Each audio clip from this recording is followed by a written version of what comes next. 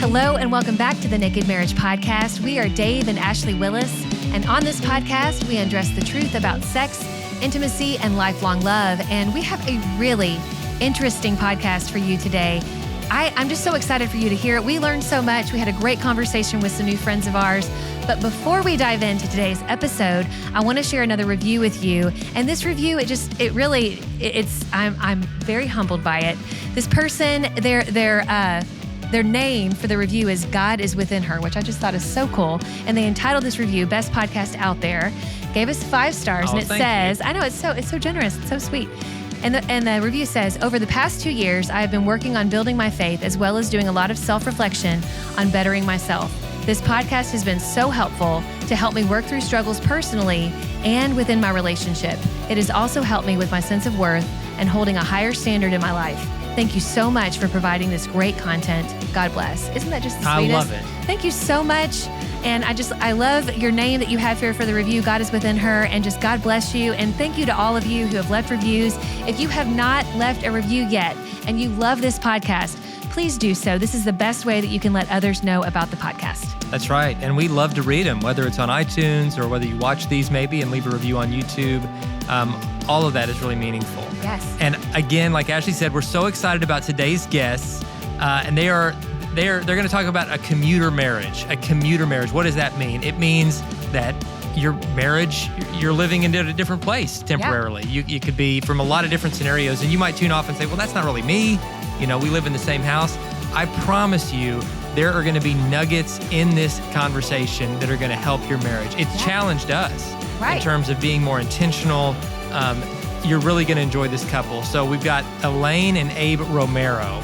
And Elaine is a licensed marriage and family therapist who lives in California. Abe lives in Texas. They have a commuter marriage and travel back and forth between their homes because they both have kids from a previous marriage, and they're investing in those kids' lives until they're both fully grown. They help over 4 million Americans who are in a commuter marriage or long-distance relationship of any kind.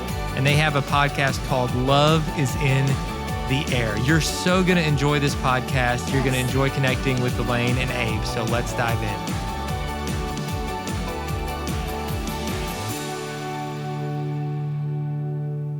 Well, like we said in the intro, we are so excited to have Abe and Elaine here on the Naked Marriage Podcast today. And they've helped countless couples who are living in a commuter marriage, which can mean a lot of different things. And we're going to dive into what that means.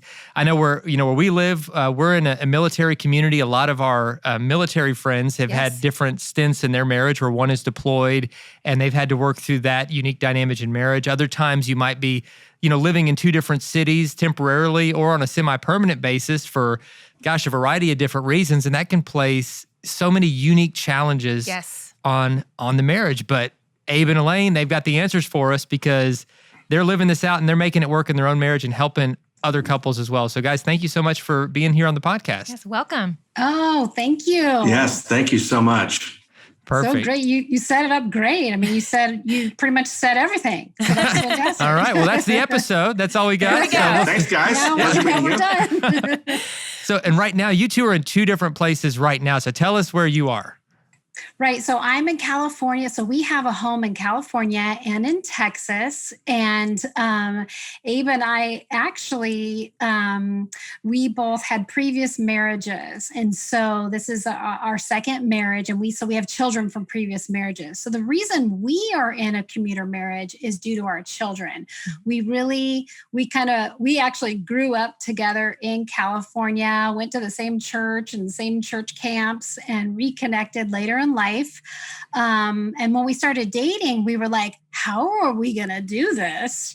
Both living 2 separate states.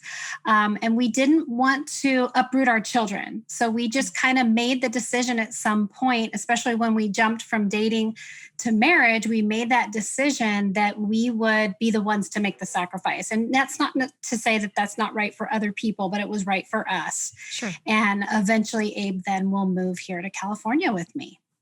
That's great. Yes. That's awesome. I miss the beach. Yes. I'm sure you do. Oh my goodness. California is gorgeous.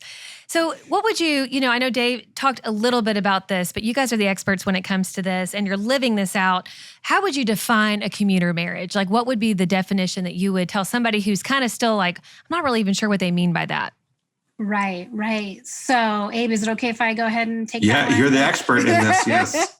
Right. So, commuter marriage, according to sociologists, it's any couple or marriage that has to deal with consistent distance. And so there's a lot of different types and configurations. So just kind of like what you were saying, Dave, sometimes it's couples like us that have two homes and they fly back and forth to see one another based on maybe a custody issue. Or it may be a couple that has one home like firefighters or military or pilots where they are spending some time away from the home and sleeping somewhere else, or they're deployed or what have you. And firefighters are at the station. It can also be like truckers. It's often actors or musicians who go on the road. Even people that do podcasts like you guys, where maybe you're traveling away from home to maybe stay somewhere else and do some work. And so there's all different types and configurations. Like you said, Dave, sometimes it's temporary. Sometimes people choose it. We personally don't choose it, but we're making the best of it. Yeah. I love that. And I think sometimes you do, in a lot of these commuter marriage situations, I would probably say the majority, it is where they're trying to make the best of a distance situation. They're trying to remain close emotionally while having this physical distance, and we're going to kind of dive into that a little bit more in this conversation. And I love, I've been following you on Instagram and you guys have such amazing tips for people in this dynamic. And we're going to share about that later. So don't worry, listeners, you definitely want to tune in for that information. But I want to ask you guys, how have you learned to be successful while living apart? Because even just travel, we often travel together and there's been times where we've had to travel apart, but even just the travel alone can exhaust you. And so how do you guys, make the most of that? Well, it's, I would love to say that we were perfect right out of the gate and we had all the answers. And that's one of the main reasons we started this podcast was to help others kind of learn from our mistakes. Oh, yes. And it's been a learning curve for sure. And we've found ways to be economical and smart in how we travel and how we connect. And that's a lot of what our podcast is about, like what you do when you are apart and how do you keep the connection, vibrant and healthy and to ensure that you're keeping the relationship together and connected. So, but again, from the travel component, and again, all these commuter marriages and long distance relationships come in all shapes and sizes, right? Yeah. But for us, it's setting the schedule and something that you're comfortable with. Always having a trip planned for us to see each other. Is that what you mean? Well, yeah. And I think that's finding out what that rhythm could be for the relationship. For us, it's every 2 to 3 weeks, we try to visit. Either I go out there or she comes out here. And that's just what makes sense for the both of us. Yeah. Yeah. And I think, in addition to making sure, so we've really found to keep our sanity, we always have our next visit on the books. Now we're learning in this long distance community, there are actually some marriages and couples that can't do that. Like the deployment couples can't do that, or like international couples right now due to the pandemic. There are some poor international couples who've had over a year that they've even gotten to see each other, even some of them with children and whatnot. It's been really sad. But for us, always having our next trip planned. Another things that we do is many, many connections throughout the day, whether it's texts or little videos to each other. So we do a lot of connection throughout the day.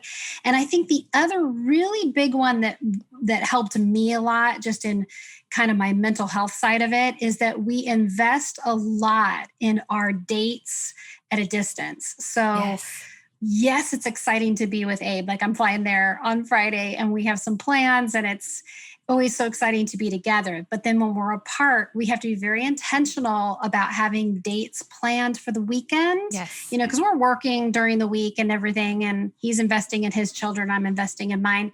But then on the weekend, we have a lot of fun, creative online dates. Some of them are kind of corny, but a lot of them. A lot of them are corny. Hey, corny is my love We language. love corny. So I'm all about it. I want to hear about like give us an example of one of your corny online dates. I would love to hear an example. Well, do you? Oh, okay. Sorry to put you on the spot. I'm not. We recently had a podcast on just creative date ideas, and we are exploring and we're doing these date ideas, and then we're kind of sharing them with our sharing them with our listeners. And we did a jigsaw puzzle. There's an online jigsaw puzzle community, Really? and that's the last thing I would be interested in ever. Yeah. so, But for the sake of the marriage, you're like, I'm going to give this a try.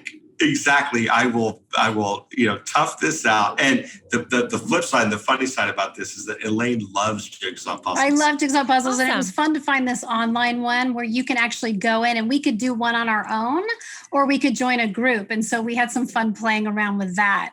But I think, so we have our go-to ones. Like we always watch something on Netflix together every weekend, just like any couple would. Yeah. Sure. Like we literally press play at the same time and watch a show together.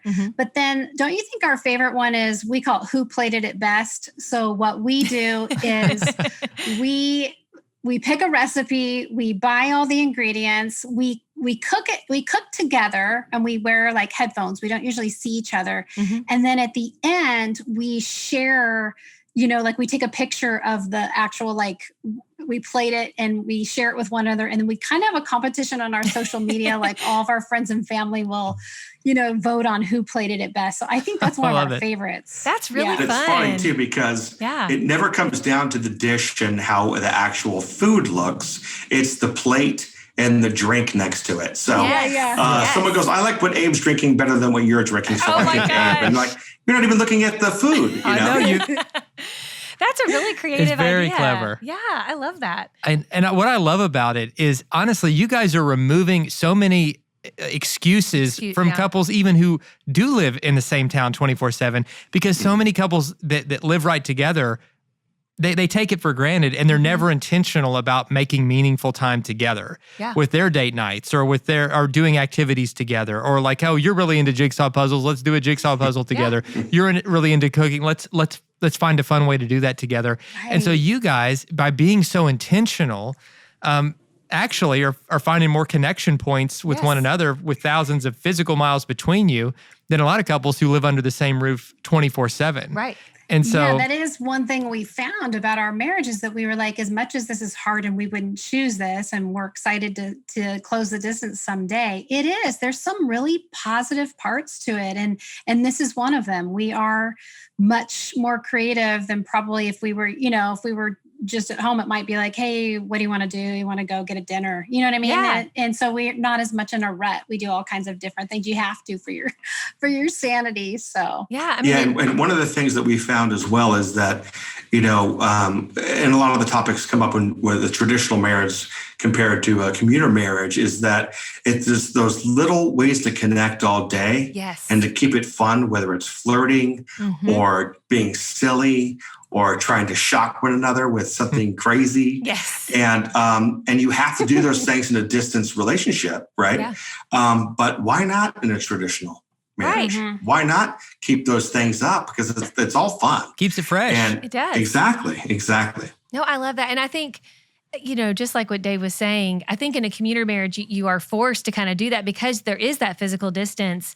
But we all do need to be creative. And I think it's so easy to get on autopilot and just stop thinking creatively and stop thinking intentionally. And so I guess that is, that's one way that's kind of forced you to do that. And you guys are so intentional and so creative and doing things that you maybe wouldn't have otherwise done, but you're ending up having a great time and learning something new together. I love that. But I do know that with this non-traditional, marriage, you guys have kind of used that traditional versus non-traditional, because commuter marriage, it definitely, I'm sure, has some challenges with it. What do you guys see in your own marriage, but also with other commuter marriages with the people that you talk to?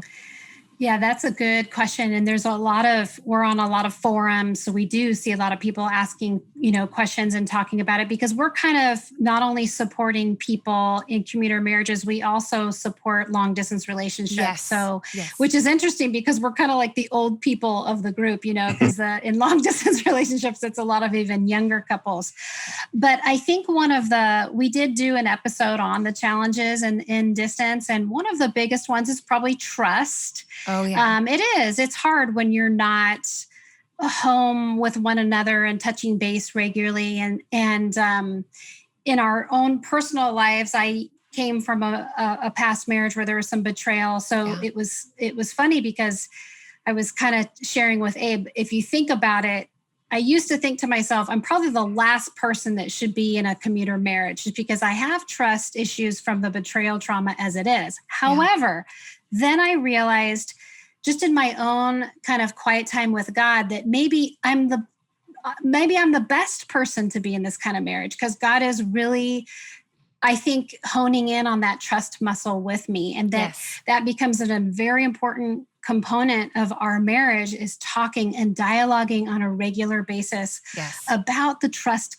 component and our expectations of when we're not together and how we act around the opposite sex, or, like I'm up a couple hours later than he is because he's in Texas. And so he goes to bed, and, if like a man were to text me or something, like, we have an understanding of how I would handle that so that my husband feels respected, And so I would say trust is a big component of it.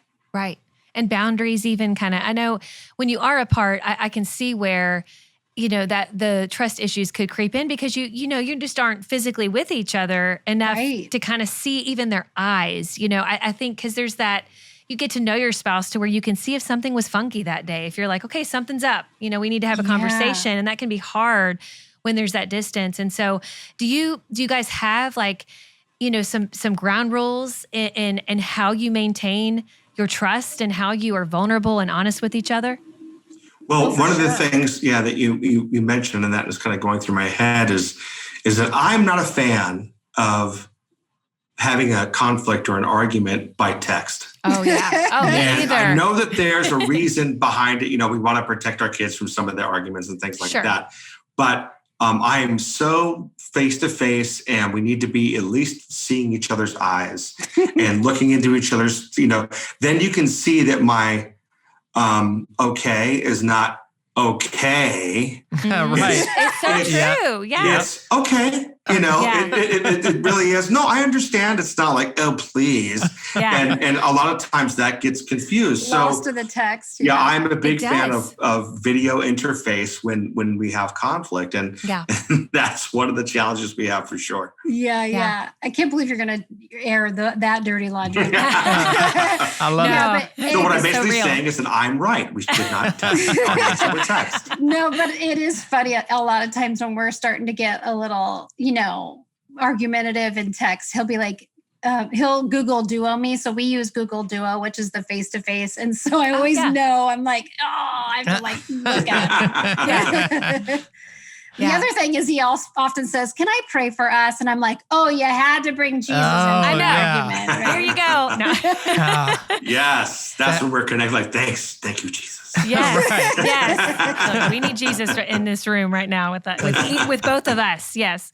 No, I think that's so true. And I think, even if you're not in a commuter marriage, I think the whole text thing or social media or having that disagreement over social media and, you're so right. Like, things can be lost in translation with how a text is perceived and what the intent was. It can be misconstrued. And so that face-to-face contact, whether you're in person or, like you said, over FaceTime or Google Duo or whatever forum you're using, that is so important, because then you can actually, you can see really what they're meaning, and they can explain themselves more. And so, I love that. That's a great boundary / ground rule to have.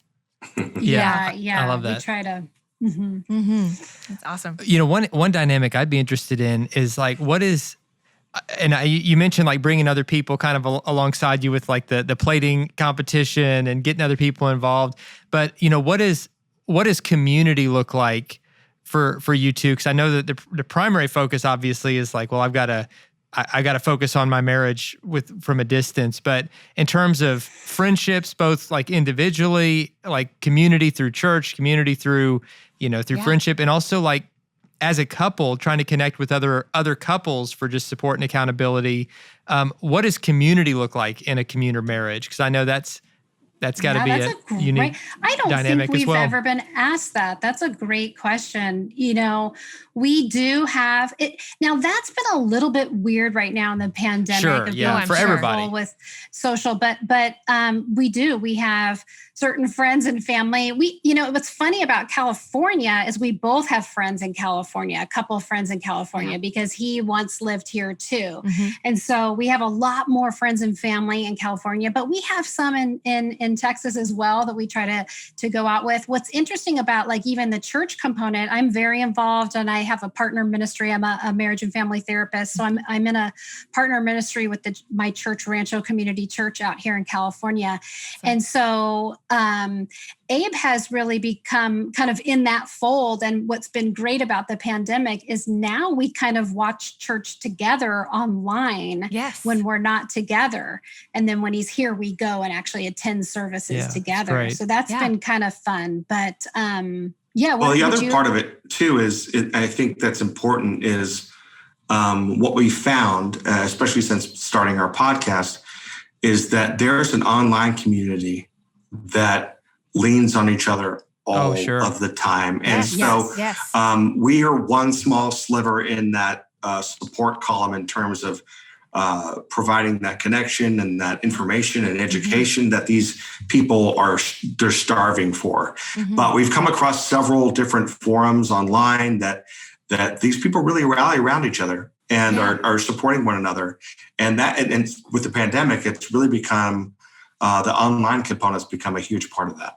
It's been exciting because, at the end of the day, we started the podcast thinking, I do have as a marriage and family therapist, I have the expertise component, but then we have fun with it. So we started it actually as a project in COVID. We were like, hey, let's start a podcast. Why not? We're in a pandemic.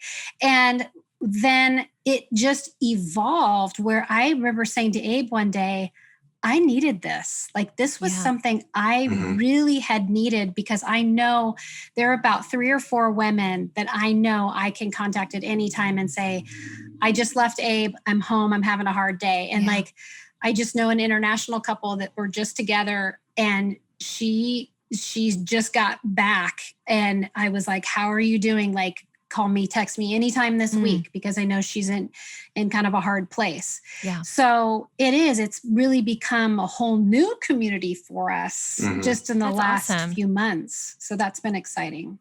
That is so good. And actually, would you find that in your relationship and also in other commuter marriage relationships that after being together, there is a bit of a crash, like or a letdown when you come, when you go back and you're away from each other? And if so, how do you deal with that? Like how do you kind of bring yourself out of that? What are some things that help you?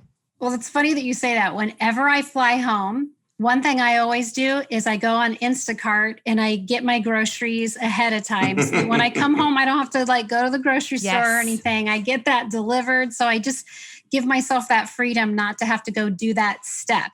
Because when I come home, I do usually find I'm a little down. Mm-hmm. I need to just kind of, be centered. I even give myself the permission to even be a little bit mopey the next day. Yes. Sure. Yeah. You're processing, Mm-hmm. And then, because there are times where you're like, God, why do I have to I found the love of my life.